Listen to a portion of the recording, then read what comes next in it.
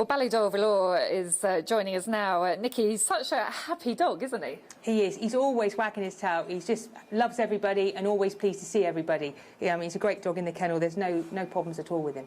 He's actually kennelled with Riverside Honey, isn't he? He is, yeah, and they get on great. She goes out in the paddock with him and she plays and he plays with her and they charge around and, no, you know, it's great for him that he's got his kennel companion here with him all the time. And you said he's quite a character, like to have a fuss made of him. He does. He loves being stroked. He loves treats and, you know, if you're not giving him enough attention, he'll get his paw and try and hit you with his paw and then nibble your hands and your arms, wherever he can get you to. He gets you and sort of says, hey, look at me. You've got to be looking at me, sort of thing.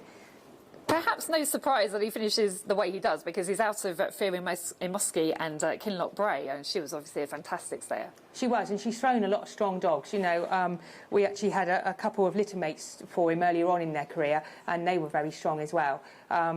We saw him in his early races. P.O. Barry, who reared him and that, had him and bred him, and he put him up for sale, and Timmy, our son, noticed he was for sale, and it was mentioned to Pat and Justin Muldoon, and fair play to them, they went ahead and brought him, and I think he's been a great buy for them. They've had great fun. They followed him up until COVID. They travelled, and wherever he was running, they were there to support him and cheer him on, and no, it's great for them. They've had a great journey with him. He's a March 2017, but do you think this is as good as he's ever run? I think it is. You know, he really likes Nottingham. He really attacks the first two bends and comes home so strong. You know, I think it's the sort of track, when they get a bit of experience and that and how to handle themselves, it just seems to work in the favour around Nottingham, and he's ran a lot better dog round there this year than he did last year. All credit to you. He looks an absolute picture. The weather's terrible. The dogs have not had their sun on their back at all. I know, it's not like normal years. He's absolutely gleaming. Has he surprised you how well he's done, how far he's got?